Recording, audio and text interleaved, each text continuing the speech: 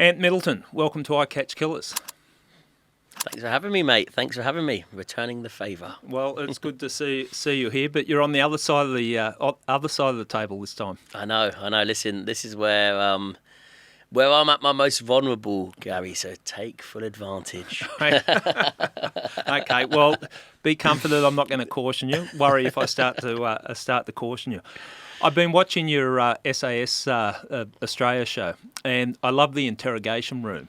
Yep. And the way that the role that you play in that. And if people haven't seen the show, bringing people from the show into a room and being interrogated by Ant and an offsider reminds me very much of police interview room, and watching your body language and just subtle things. But I think it's almost like a science to the interview room. You create the tension. You don't show emotion. Absolutely. The little subtle leaning forward. All the little things that I'd pick up in the interview room when I was a cop for years. Where does that come from? Do you know what? It's the interrogation phase that we get taught and we go through during selection, United Kingdom selection process, but also the interrogation training that we do prior to deployment, especially being a Tier 1 operator in the United Kingdom Special Forces. You know, we do all our work internally. So if we grab people off the ground, we're going to interrogate them internally to get as much information as we can to, as you well know, to put back into the network to try and get a bigger picture of what's going to happen later on down the line. So they're all part of the training that I've been through.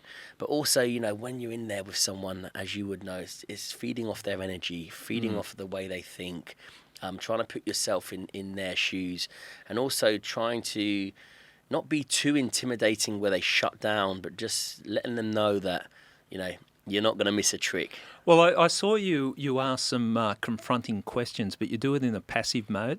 And that's offsetting to people because it's easy. If you're aggressively saying something, they can arc up and arc back. But when you're saying something that's confronting, but you're saying it passively, it's very hard for the person that's at the other end of the questioning to respond to that. Are you having a go at me? I'm not sure, but you're asking this question. Yeah, you're almost trying to, you're trying to humanise yourself. Because, like you said, you don't want to come across as too aggressive or too intimidating. Because then they'll either rebound that back or they shut down and give you nothing.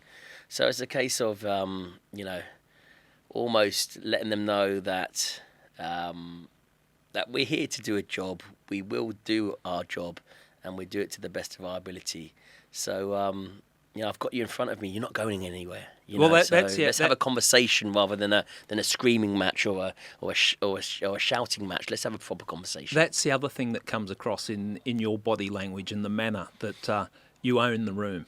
And when I explain that to people, if they don't pick up on the subtleties of it, they might not understand what I'm saying here. But I looked at the police interview room that when someone came in there and I was a detective, I'm going to interview them. This is my place. You're coming into my place. This is my territory. And if you feel uncomfortable because of that, well, that's not my fault. That's just the reality of it. And that seems to be the type of atmosphere you create in those rooms that I'm watching on the show. Yeah, not only in the rooms, we create that from the very first second or the very first minute of the very first day. It's almost that shock of capture. And maintaining that shock of capture throughout the whole process and letting them know you're in my world now. Yeah. Listen, I'm not going to leave any stone unturned. I'm going to find out absolutely everything and anything about you, whether that's by breaking you down physically, psychologically or emotionally. This is just the start. So we let them know, we almost plant the seed. We don't go too hard on the first sort of... because we get them in multiple times. We don't go too hard on them first and foremost. We get them, make them sort of relax, like you said, into the process, so we can really start unpicking later on down the line. If you look at the interviews that are done earlier on to the interviews that are done, later down the course, you see a completely different individual. Yeah. And it's just about breaking them down subtly, ultimately without them realising it. It's fascinating. I like the psychology behind it all, and from a police point of view, and such a long time in homicide, the psychology of the interview room and the interrogation is a fascinating part. But look, let's talk about you. And I don't know where to start. There's so many things to speak to you about. Your time as a special forces operator in the UK military. The TV stuff where a lot of people would know you from, but I think a lot of people don't understand you've also spent some time in prison. That's right. Yeah, I've been on all sides of the table, all sides of the coin. I come from a world where I was dragged up rather than brought up, and I don't mean that in a disrespectful type of way, but I've been surrounded with alcohol, I've been surrounded with drugs, I've been surrounded with that, type of individual. But then, as you grow up, you look at your life and you go, right, do I want to go down this route or go down that route? And ultimately, joining the military, I decided that I needed to go down, a disciplined, structured route rather than the route that I could have potentially found myself in, just by being in a product of my environment. So I was aware from a young age that I needed to really do something with my life. But that even in the military, I never sort of separated myself from where I came from. So I've always had, I would say, not the best of both worlds, because I've never dipped my toe into sort of the underground world, but I've always had a foot in there. I've always had friends in there. I've always had colleagues in there, and I've always had friends and colleagues in the top end of government as well. And believe it or not, when you have the top end of the underground world, there is some kind of coming together of the top end of government world, whether that's working together, whether that's a synergy of cat and mouse, whatever it may be. There is some connection there without it being a proper connection, if that makes sense. It does make sense. And I've been on a journey since I've left the police, and you've left the military. And I've got to know a lot of the people that I used to go up against, the gangsters, the bad guys or whatever. Yep. And really, it's amazing how many similarities there are, and it's just different life paths that you've taken. I'm going to ask a very broad question first up, because I want to talk about your life. I want to talk about your military career and all the other things that, the highs, the lows, everything. But if someone said, who's Ant Middleton, how would you describe yourself? As a positive, driven family man. That's exactly who I am. I was always a chirpy kid, always a positive kid, always respectful, polite. Been brought up. I don't like to say the old school ways, but I was brought up with manners. I was brought up to respect your elders, and I still do that to this day. My mum would say manners cost you, get you somewhere rather than nowhere. So use them. And I've always been a super positive individual. So when I look at who I am, I'm a positive, outgoing family man. I'm obsessed with my children, with my wife, with that family sort of lifestyle, but also the adventurous, challenging side. And someone hit the nail on the head really well when I left the military. They said, "Ant, you're an outstanding soldier. You're one of these annoying people that are good at everything, but unfortunately you're good at getting in the shit as well." So it was like when I was good at everything, I meant I was absolutely good at absolutely everything. Can be very, very good or very, very bad. Exactly. Whether that was being a menace, whether that was being easily influenced, whether that was going down the wrong route. But I've always been a good person. And I think, everyone that knows me, and if you're a good person, if you're not a good person, we all make mistakes, we all get things wrong in life. But, I know that I'm a good man, and I think they're the morals that I always try and uphold and try and adhere to, with always that at the forefront of my mind. So yeah, definitely I'm a super positive. I'm a driven. I love a challenge. I'm very, very competitive. I'm empathetic as well. You look at the show, for example.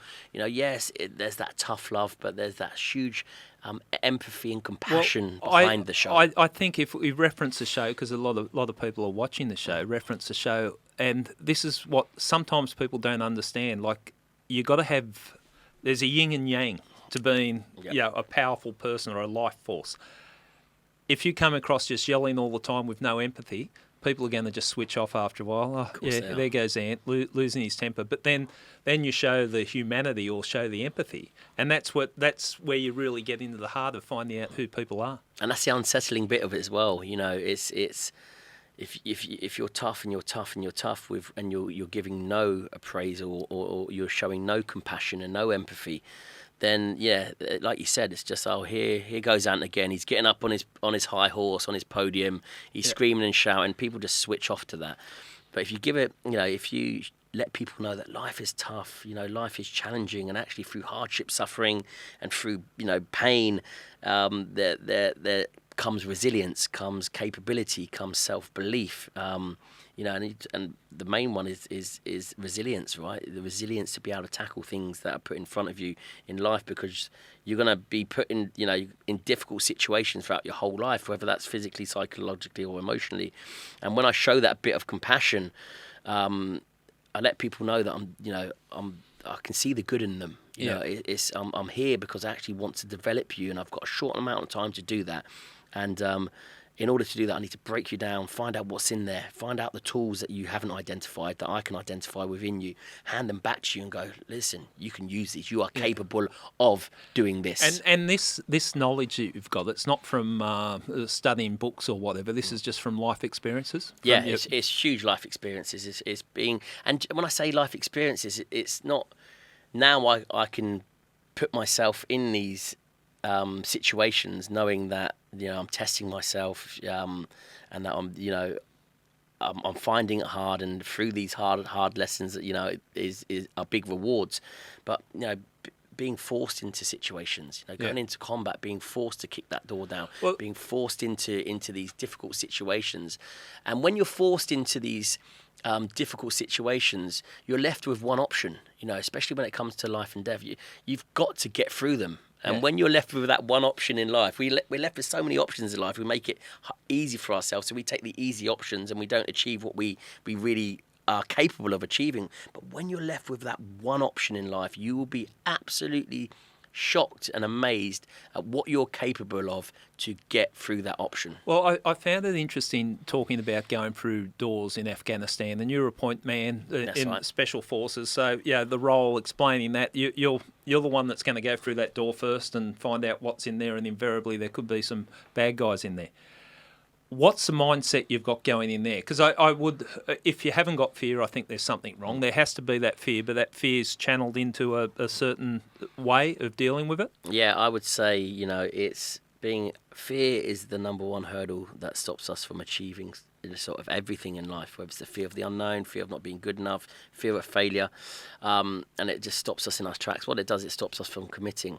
But when you commit to fear, which is ultimately your emotions, the more you commit to them, the more you expose them. The more you expose them and you repeat the process, the more you're going to understand how to harness that emotion.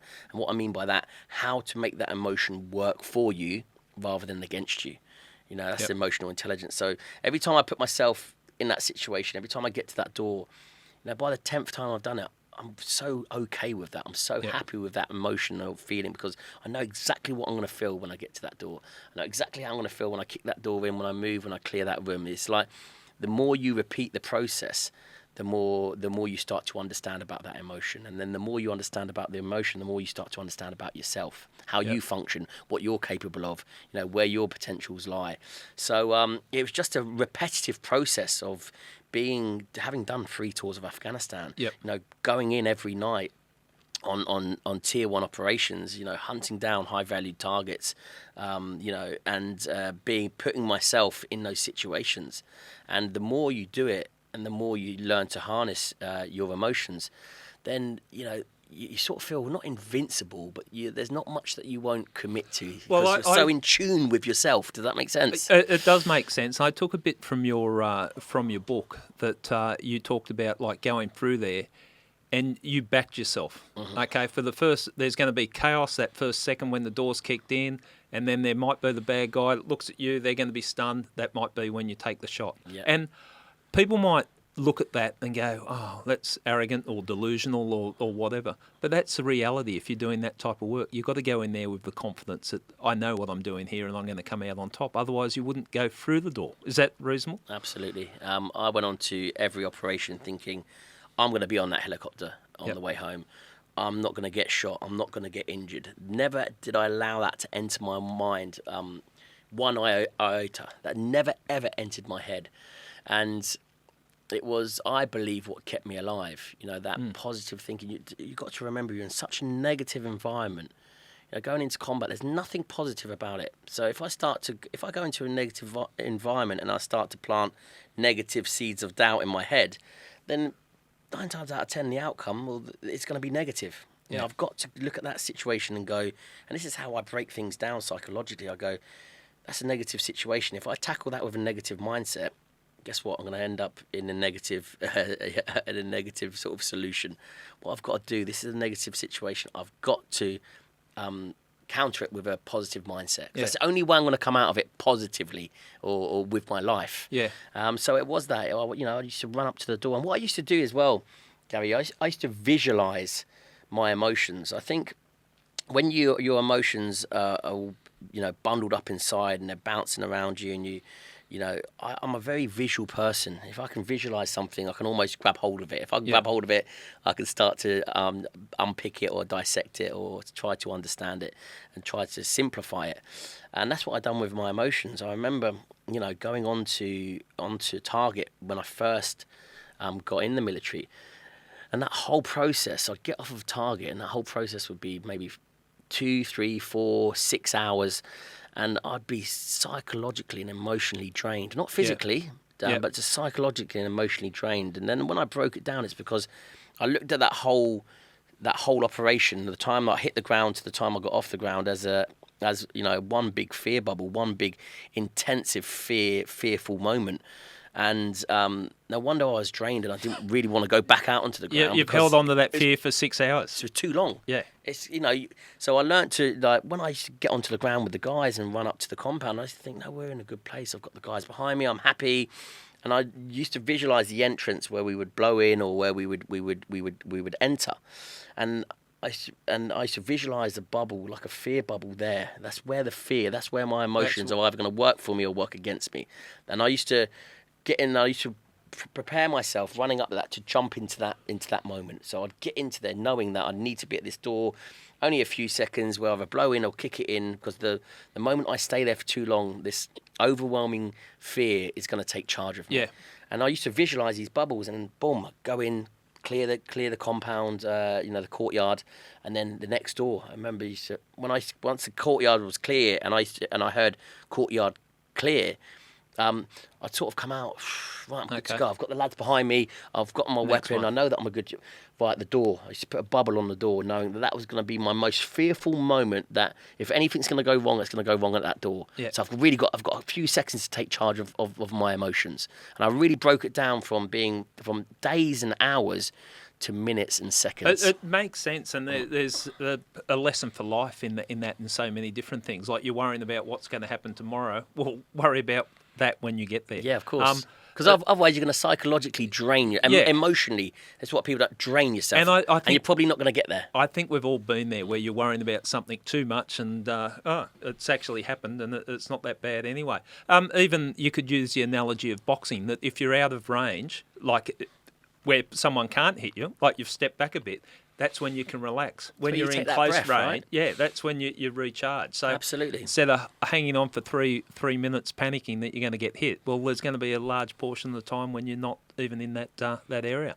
But I find it fascinating speaking to people that have had experiences like you, and because it condenses life in those little moments, and it makes you think about life in a bigger picture. And I always found with people I've had on the podcast that have had life-threatening situations, there's a calmness or a zenness about them, that they don't sweat the little things once you've seen the big things. But let's talk about your life. But quickly, I'll go, what's on about the calmness? And it's interesting that you bring that up, because ultimately that's what it gets to. It gets to that calmness and the collectedness with when you go through this process multiple times. A lot of people They might experience a life-threatening experience once in their life, and they go, everything slows down, and it's it happens so slowly. But when you're doing that on a daily routine of putting your life on the line, adrenaline gets you through. First of all, it's the adrenaline. Then you learn how to harness that fear, and when you can harness the fear, and you've done it so many times, that adrenaline turns into a euphoric feeling. So it turns into, I remember my third tour, even the back end of my second tour, my third tour, it was such a euphoric feeling running up to this doorway and going through there knowing that the enemy is there, because I'd harnessed that emotion so well, and it's almost as if your body's firing off all cylinders. It's in harmony with itself. It's perfectly in sync with itself. And that adrenaline turns into a euphoric feeling. You almost feel you're at your ultimate peace, because you're going through that door, and because you've been there so many times, it's like, if I take a step to the left, I'm going to die. If I take a step to the right, I'm going to live. And it's the purest form of life, right? Yeah. And when you experience the purest form of life so many times, that's when you're at your ultimate peace with yourself. That's when it actually turns from the adrenaline-fueled, get me through that door, to you're at it's euphoria. It becomes a euphoric feeling, and that's what I was chasing after. There was those 2-3 seconds of life is so uncomplicated. There's no bullshit. There's no complications. There's no one. I'm either going to live or I'm going to die. And once I learned to harness that and make that work for me, that feeling of euphoria, of ultimate peace, the only way I can explain it, was the calmness and the collectedness. Yeah. And when I look back on World War I and World War II, when poets soldiers used to write poems in the trenches, and they wrote these beautiful, beautiful poems that you read them and you think, how the hell could someone in that situation, being shelled, trench foot, in a write something like that? But I get it, I understand it, because I think to myself, they were at ultimate peace with themselves. They're either going to live or they're going to die. There's no complications between that, and that's the feeling that I chased thereafter. And I had to bring that up, because when you mentioned that, that's what it felt like towards the back end of my combat days. I can understand it, because tactical policing, I know the time that you're going to go in, there is a calmness about that, because you're not worrying about, have I paid the electricity account, or it's exactly that type of thing, and you just focus, and you've got then you're just focused and sharp-minded, and that's what you're going to do. And even things that challenge you, like I'd liken it to as a detective going into the court witness box. It's you're going to get ripped apart. You're stepping in the witness box. It's going to be a very public, criticism of the work that you've done, all that type of thing. But the more that you do it, the more, okay, well, this is my turf. Yeah. I know what I'm doing here. I'm not going to be intimidated and focused. Your upbringing was slightly different from due to circumstances, sad circumstances. You lost your father very early when you're living in England. Mm-hmm. Yeah, that's correct. Can you talk about that, the impact it had on you? Yeah, do you know what? When my father passed away, it was such a confusing part of my life. I didn't understand why he'd gone. I was maybe a bit frustrated and angry. How old were you? I was 5 years old, yeah. Didn't really know my father too well, but I knew him enough to realise he was gone, to realise there was a gap in my life, to realise that, I was missing that human male interaction, which led to a lot of anger, which led to a lot of questions being asked that I couldn't answer at such a young age, and which leads to frustration. But ultimately, I started self-reflecting from such a young age. That I look back on the passing of my father now, and I think, wow, he's given me such a psychological head start in life, because I couldn't understand things. I thought, don't understand what's going on in the outside world. You can't, why a new man has come into our life, my stepdad, why we were moving to France, why we're doing it. I just couldn't understand it. But what I could understand was how I was feeling. Like, why are you sad? And because I miss my dad. Why do you miss my dad? Because he's no longer here. I started doing this simple process of breaking down my emotions from the age of 5. So, okay. And trying to make them work for me psychologically as well. So, my emotional intelligence is I like to think hugely off the scale to a point where it's give me a huge advantage in life, and the same the way that I process Because of things. that adversity, Because that's in fact given you an advantage. Because of the passing of my father. So when I look at the positive of that man, my dad gave me, such a psychological and emotional head start in life, because ultimately he put me in this situation where I had to process this. So, but it was tough, growing up. I didn't know the difference between failure and success. There was no one there to be proud of me when I succeeded. But ultimately, on the flip side of that, there was no one there to be disappointed when I'd done things wrong, or when I got things completely wrong. So one day I'd be winning a football competition, the next day I'll be in the park drinking and fighting, and there was no right or wrong there. It was like there's no one to go, and do you realise how bad that is? That's not how we act. That's not the way to go. But then on the other side of the things, when it's like, oh, this is huge, like, well done, you've done so well, this is the path you need to take. I couldn't separate the two, so it's just all blurred into one. And I think that's what's so important about a role model or mentor in your life, or parents, and they're there to tell you, to differentiate that right from wrong, that success to failure, that positive to negative. And when you haven't got that in your life, it becomes even more confusing. Yeah. So I learnt the hard way, because it was trial and error for me. So, and I've done that all the way up to, to being even in the military. Even though you've got your instructors there, I'm still going on leave, and I'm staying around mates' houses. I haven't really got that family unit to bounce off. So that was probably the toughest part. But again, with that trial and error, you learn quick, you learn fast. But ultimately, you're going to be, tripping up and having setbacks and falling down as much as you are succeeding. I put it up front with me, and I've reflected on my life and what drives me, and I try to improve each day. But my old man was very strict, and I was driven more by a fear of failure than joy of success, which I don't. Yep. And it was the way I would play sport. That's the way I'd do things. Like I'd be a defender, or just the way that I'd approach life. Don't fail, because that scared me, failing. So fear of failure. With my kids, I've tried to reward them for the joy of success more so. It's interesting how things from your early years are really implanted in the person you become as an adult. Yeah, I think as well. When you take on that role as a father or as a parent, you try and bring forward the things that you really enjoyed, that really worked for you, but change the things that you didn't enjoy. But, we're never going to get it right or wrong, because ultimately, our offspring, our children are going to think in a different way. And when they grow up, they're going to go, well, I'm going to implement this as a father because this is what I really liked. And I'm not going to do this as a father because this is what I didn't like. And it's going to be completely different to you, right? Yeah. So it's I try not to overthink things, but it's true. You try and bring forward, the things that worked for you, knowing that, you're not always going to get it right. Yeah.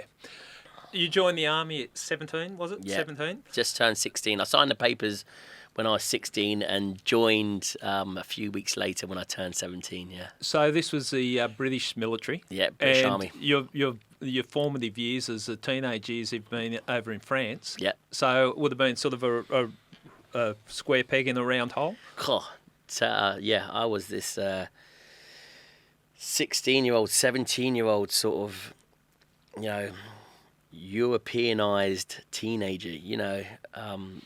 For me, a weekend was playing bowling, going out drinking coffee. I'd have the odd beers, but the culture shock of going over to the UK, where back in the 90s and the 2000s, I'd even say now it's a drinking culture. Yeah. It's an islanders mentality, of being proud of your island, of fighting for your island, and drinking, and that was just part of it. Let alone then going into a male-dominant organisation like the military that just emphasised that tenfold. If I wasn't out every weekend drinking and fighting, then I wasn't one of the lads, and it was a huge culture shock to me because I was more, I'd say, French than I was English. But then I had to adapt. I had to change who I was, and not in a good way. When I look back on it, it was a huge defensive mechanism.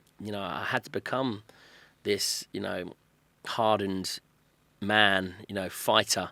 I was in the military, I had to go out drinking with the lads. If you didn't go out drinking with the lads at the weekend, you'd come back to your room being trashed. Because you weren't one of the boys. Yeah, exactly, because you weren't one of the boys. Everything being smashed. I used to sleep on a mattress on the floor just because I knew that, every time I didn't go out for a drink, then they'd just smash all my stuff up. Yeah. So, and then you think, right, if you can't beat him, join him. Then I became, I found out that I was good at fighting. I found out that I could be good at drinking. Again, I spoke about being good at stuff, but when I put my mind to something, and then that just engulfed me as an individual, and it really became the forefront of who I thought I was supposed to be. So you're just so I can picture it. You've got the upbringing over in France, which is a little bit, I won't say more cultured. It's different from the British environment. Yeah, exactly. Then you've gone into a male-dominated organisation, and respect is given to hard drinking, fighting, and good old Ant has got in trouble again. Good on him. He's one of the boys. Yeah, and that's what you became. That's what I became. It didn't really seem to be your nature. No, it's not me. That's completely not me. That was, and when I look back on it, that was we survive in life. We try and. We're chameleons. We try and adapt, and you try and fit into your. But the thing about it is, I love the military. I love the challenges of the military. I didn't like the lifestyle. I didn't like and also, when I joined in back end of '97, beginning of '98, to when I left the army to join the Marines in 2002, back in the 2002, beginning of 2000, there wasn't anything going on. Yeah.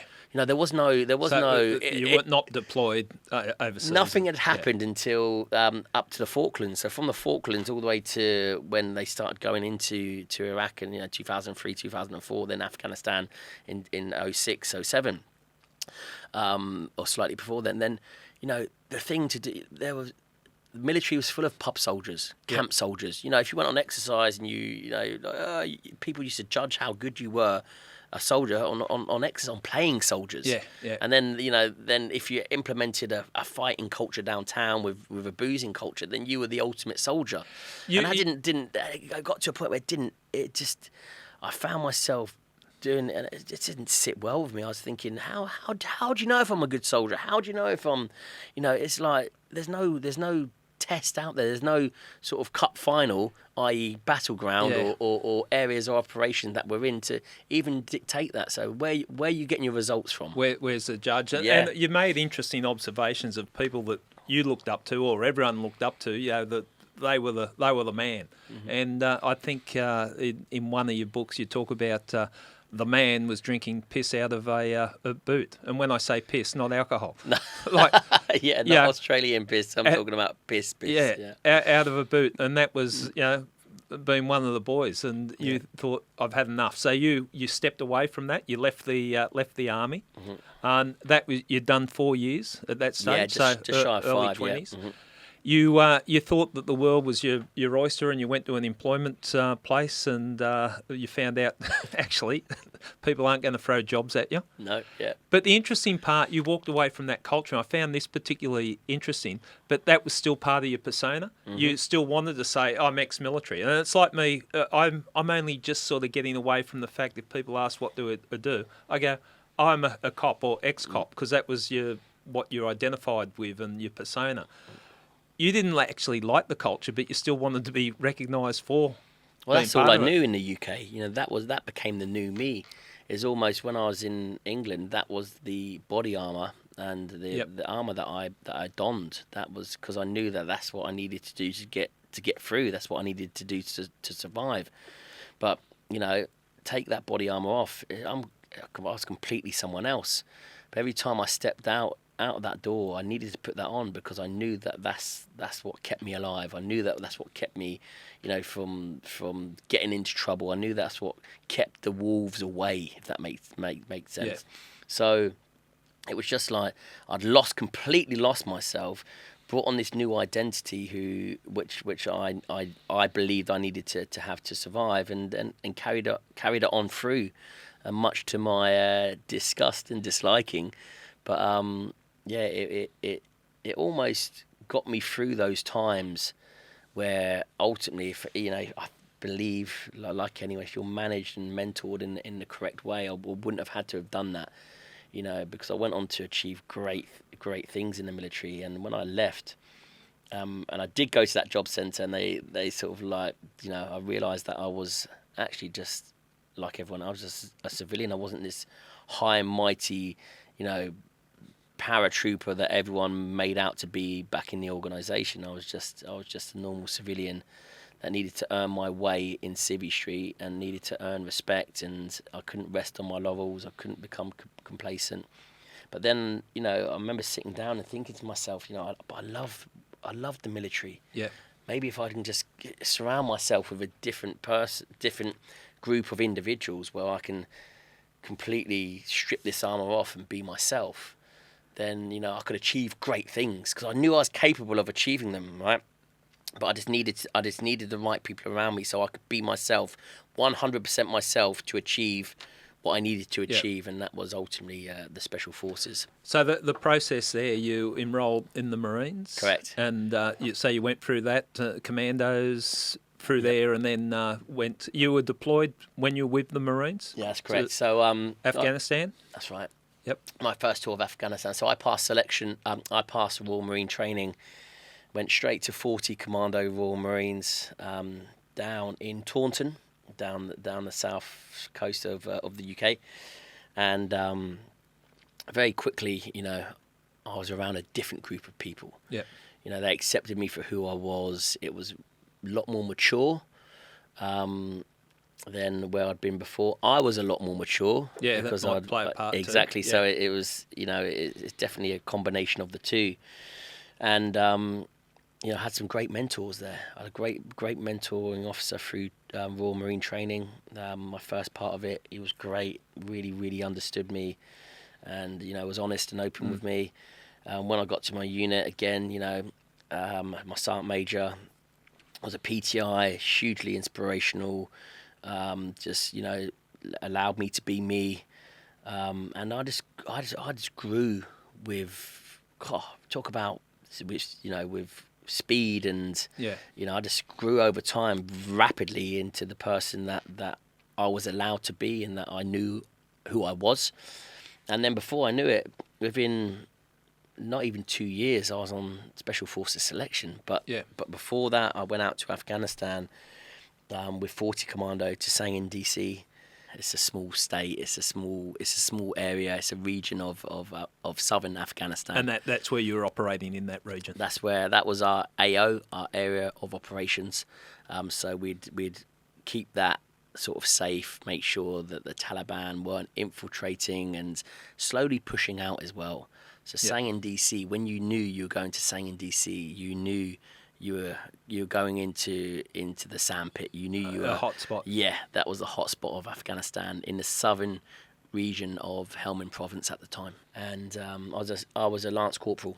Yep. But when I got out there, within a week, I got field promotion to section commander. Right. Because my section commander had to take on a different role. Our troop sergeant had to go home because something personal had happened to his family. So my section commander stepped up to section troop sergeant, and I stepped up. I got field promotion in Sangin DC within the first week of Afghanistan to section commander. So all of a sudden, I've got a section of 8 men. I'm out on the ground. That's a responsibility, and in the real war. In the real war. Training. So we were living in mud huts. We were being mortared every night. We were, this Sangin DC was known for just IED central. What years were these? This was in 2007. Okay, so it was pretty active over there. Yeah. This was in the thick of it. Yeah, 6, 7, 8, 9, 10. I would say were the golden years, we call them. Because ultimately, people joined to go to combat. They knew they were going into a war zone. They knew that they were going to go to Afghanistan or Iraq. That is, at that time, that was different. Like, as you said, there was a long period of peace, which was great. No one's arguing with that. But if you joined the military, it was a career, and you didn't necessarily, end up in a war.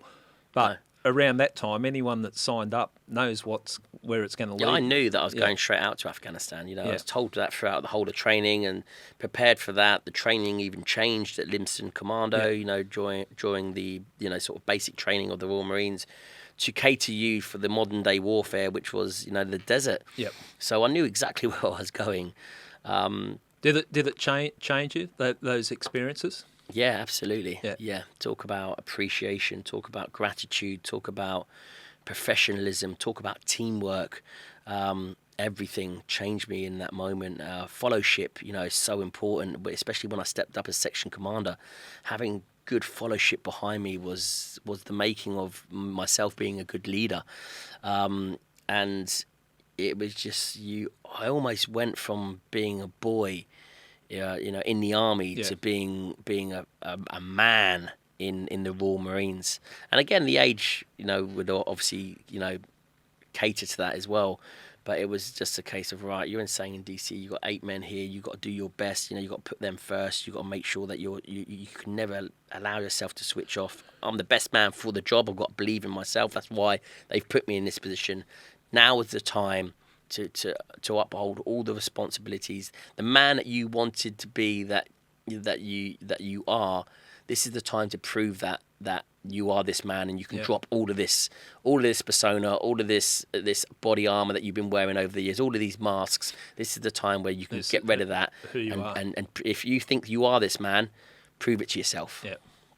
And the consequences are very high. I think that's why they look at military, and when they talk leadership, they often make reference to military, because high stakes, you make mistakes, and the consequences are devastating. So, you moved into Special Forces and the SBS, and just here in Australia we get SBS and SAS confused, but just explain briefly. Yeah, so it's quite simple. It's exactly the same selection process. Yep.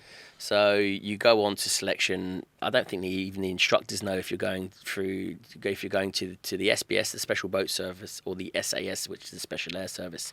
It's exactly the same process that you go through. Now, the SBS is the Special Boat Service. That's the Navy Special Forces. Right. If you're a Royal Marine, you normally stay loyal to the Navy, and you go to the SBS. The SAS is the Army Special Forces. Right. So if you're in the paras, which I was in before, if you're in an infantry unit, then you go into you aspire. If you're going, you stay loyal to you stay loyal to the army, and you go to. But that's not the case. You've got a lot of Royal Marines in the SAS, and you've got a lot of parachute regiment, for example, in the SBS. You get to the end, and you go your way. And because I obviously felt like I owed a lot to the Royal Marines. I remember during the selection process, there was. I got on well with a few SAS instructors, because obviously you've got SBS instructors, SAS instructors. And you don't do anything different. You might have an SAS instructor during the jungle phase. You might have an SBS instructor during the escape and evasion phase, whatever it is.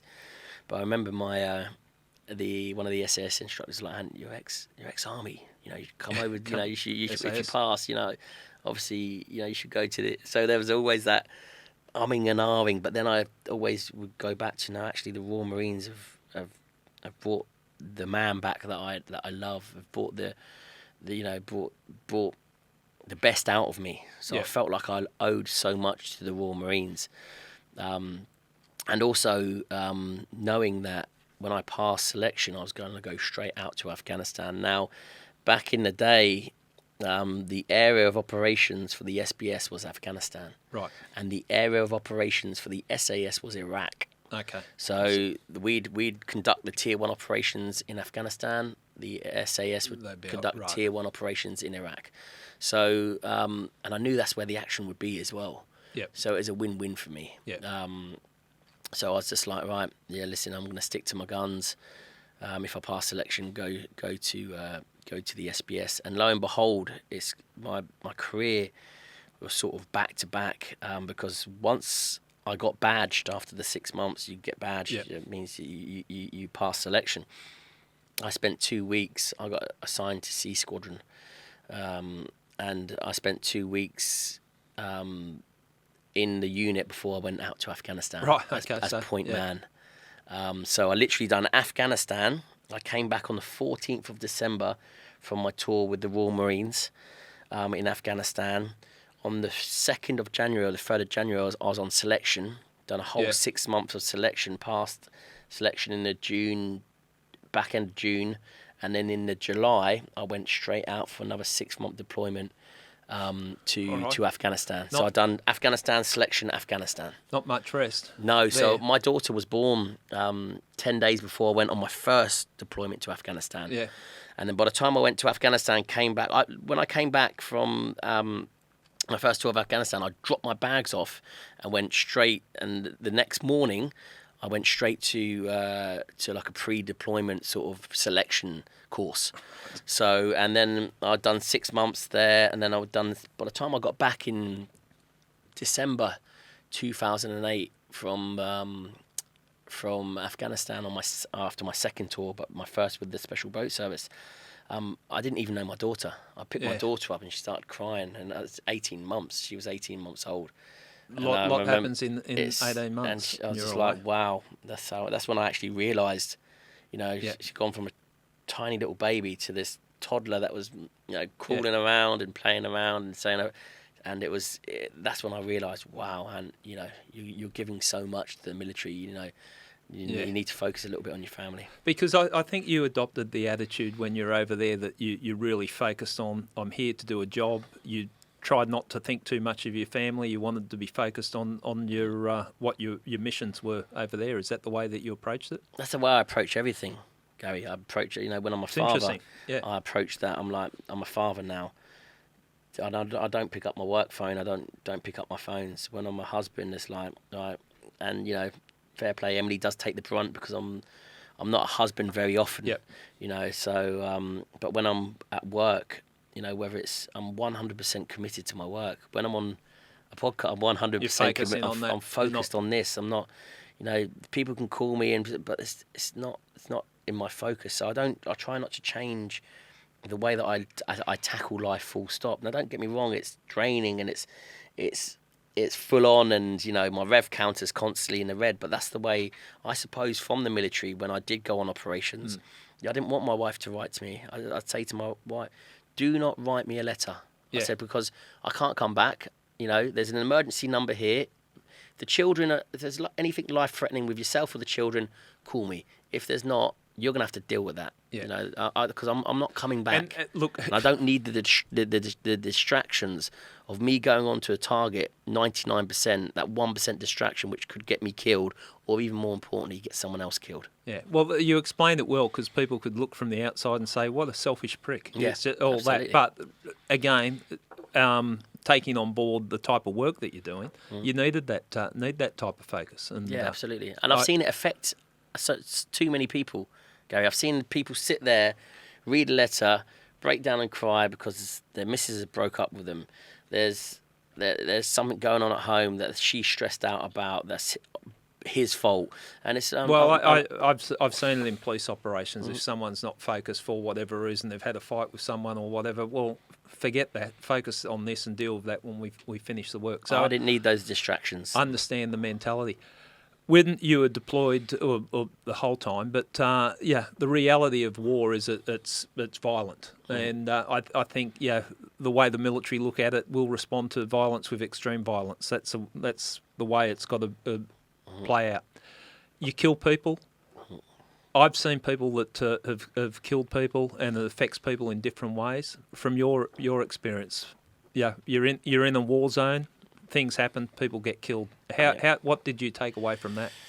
Yeah, I never looked at it. I think when people suffer psychologically, it's because they take things personally. Yep. I never ever took anything personally, and I never went in with a personal endeavour or a personal grudge. Okay. And I think that's what's kept me sort of away from falling down that PTSD route.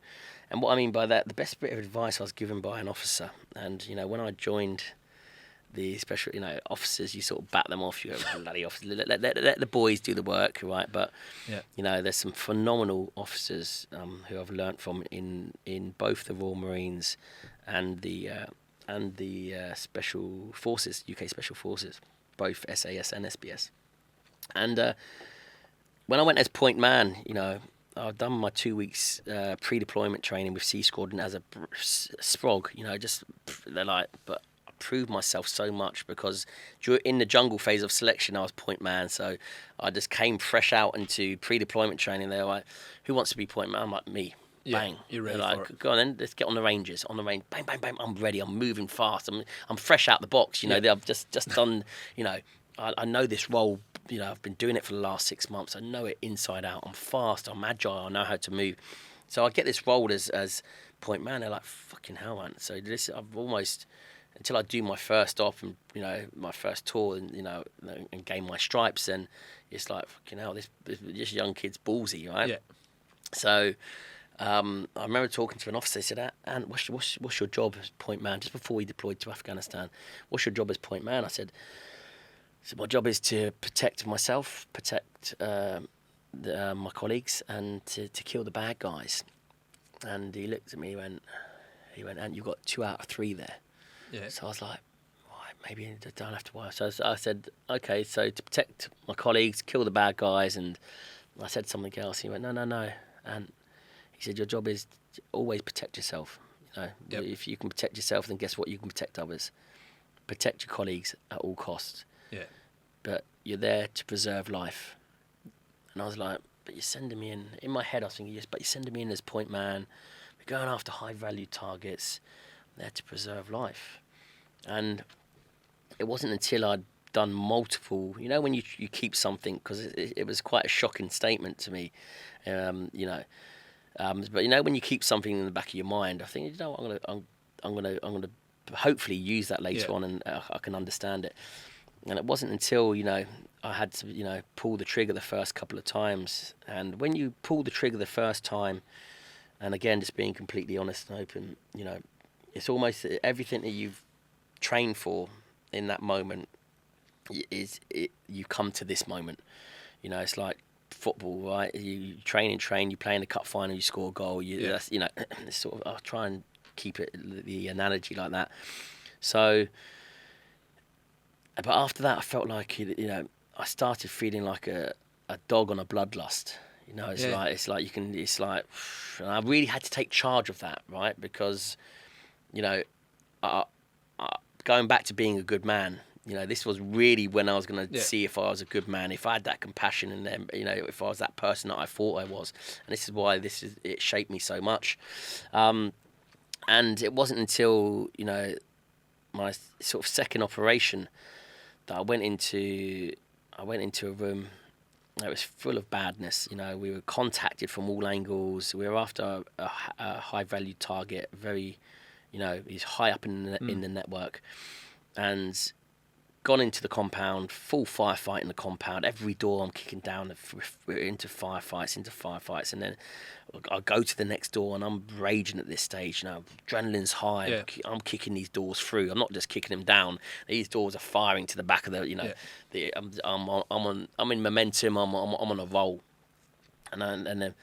The last 3 rooms I've been in, all firefights. I'm like, anything that going through this door, they're gonna get it. I kick the door down and I burst into the door, and I'm just about to pull the trigger because I see I'm faced by what I thought was the enemy, and I go closer and closer because it was quite a small figure. I go closer and closer, and I pull this thing out the corner of the room, which I think is like a tabletop because it just had a cloth over it, which I now know was their clothes. And I pull this figure into the middle of the room, just about to, pull the trigger, and it's a kid. Right. So I look at this kid, and the first thing that comes into my head after I've just been code red aggression, violence on violence, aggression on extreme aggression, the first thing that goes through my head is, how am I going to save this kid? Yeah. How am I going to save this child? And then all of a sudden, the mission didn't matter. This kid mattered to me. Okay, this innocent. It could have been a kid. It could have been a woman. It could have been it. And then talk about compassion and empathy. So then I can just remember going into almost dad mode. Yeah. It's like, and I hadn't really been a father at this point. A proper father at this point. And so I grabbed this kid, and then I'm like, right, you know, I need to get this child out of here. I need to keep this child alive. And it's almost as if I let my guard down that much. Yeah. That if there was, which there has been, they use the children and women. You know, unfortunately, that's what these bad people do. Yeah. If there had been someone in the other court, I'd be dead. You wouldn't be here. Yeah. But then, you know, and I sort of processed that moment, and I thought to myself, right, you know, you talked about preserving life. That is so much more rewarding. Yeah. My life didn't matter. That was so much more rewarding, saving that kid. You know, you never know what happened that day, you know, but saving that kid so I get it, keep myself alive. But then it's down when I say keep my pals alive. The reason why I'm keeping them alive, because ultimately if there was something, they're keeping me alive. So that whole process, and then what I started to do, I started to look at, every time I went onto an operation, I started to see it a bit different. I'm like, I'm there to preserve life. I'm there to preserve life. And this is the way I processed it, because I think you have to process what you're doing. You have to process your actions in a way that you understand them fully, so you can fully process them and move forward. Not how someone else processes them, not how someone else breaks them down, because that might not fit, you know, your mold. It might not fit who you are, and you know, it might be 80% there, 90% there, but you need to be fully, if you're doing stuff like this, you need to process it 100% in order to put it aside and move forward. And this is what I've done. I just thought to myself, do you know what? No one's got the God-given right to take life. I thought that to myself. No one has the right. I've got no right to take life. No one's got the right to take life. However, if I go on to operations and go back to preserving life, and someone thinks they have the right to take life, I will simply deny them that right. Therefore, saving life. Okay. So I went round the whole process of like, if I do press the trigger, I'm there to save a life, but only there to save a life. So I used to go into Target, and sometimes I question myself. I used to go into Target, and there used to be someone stood there at the doorway. I used to have my night vision goggles. I'd have my I've just been in a firefight. I'd have my dot on their head. On their chest, and they'd be stood there at the doorway. I know they're ready to pull but I wouldn't pull the trigger, because I think to myself, how easy is that? He's not actually there to think he has the right to take life at the moment, so I'm not going to pull that, even though I had every right to, because you know the way that my missions are signed off, and you know. But that's when I knew to myself. And we'd go in and we'd capture him and put him through the system and whatever it may be. But that's when I knew that I wasn't a bully with a weapon, and that's when I knew, Gary, that I was I talk about being that good man. That's when I knew I was a good man, and that I get things wrong sometimes. I mess things up, but that's when I knew actually you're a decent man, and it was only through those moments of being tested, being put in those situations, that my instinct of being a good man kicked in. Comes out. Well, it's interesting the way that you process that and talking us through it. And thanks for being so open with us about that, because it's a very personal thing, taking lives and the decisions that you make. But I can understand, and I think that would have to help you down the track. 100%. Yeah. Again, it's not even judging people who've gone the other way, because I don't judge anyone that's been in a situation I haven't been in. I don't know how I'd turn out if I was kicking doors in all the time. You just don't know. But that's why I say, you have to understand it 100% from your experience. There's no point in, you can give your experience on, which is great, but you must mould it and shape it and dissect it so it fits you, so you completely understand it. And the moment you do that, I can go, right, no one's the right to take life, therefore if I deny them that right, I'm saving life. So when you do the full circle, I'm saving life.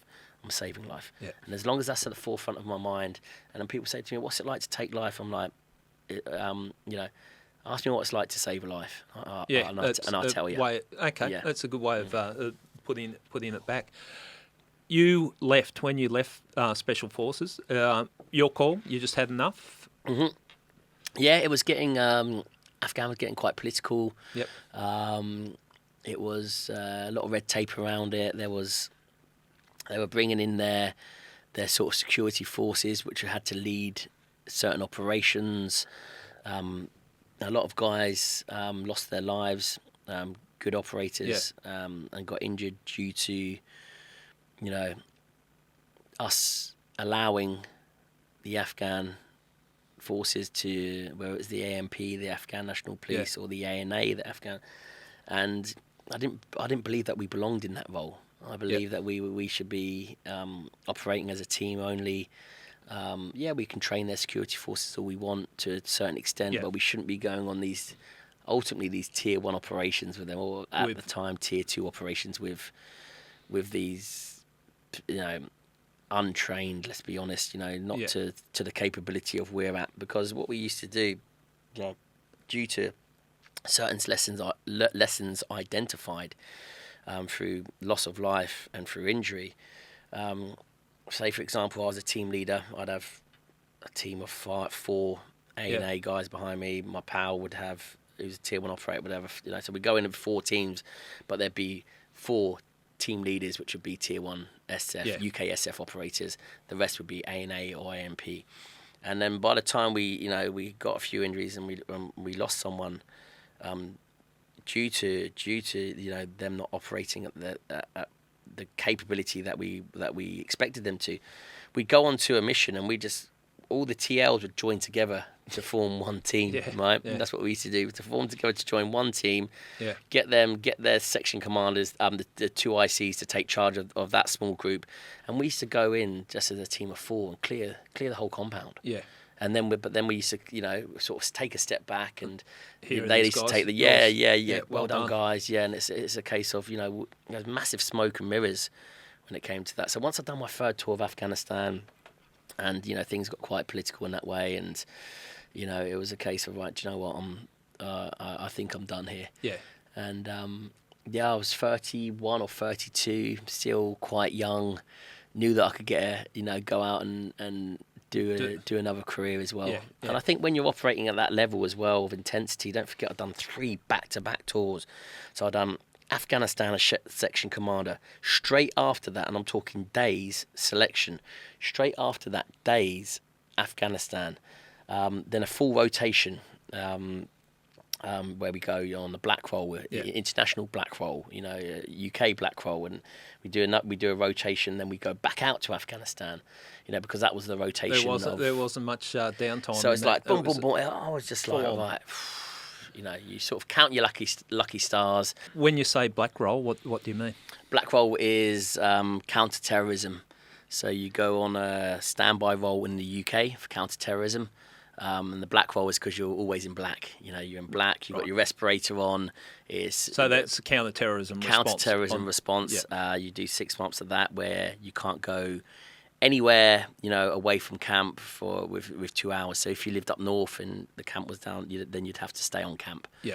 And then you've got 6 months, which is international black roll, where if anything happens in the States or in Europe, then we'd probably be the first ones, along with the country's special forces, because we were the leading sort of special forces in everything that we do, basically. Well, when you talk like that and you're on that list, there's not much downtime, is there? No, I got a call. I got a call, and I was eating lasagna with my wife, and this was the international black roll. I got a call.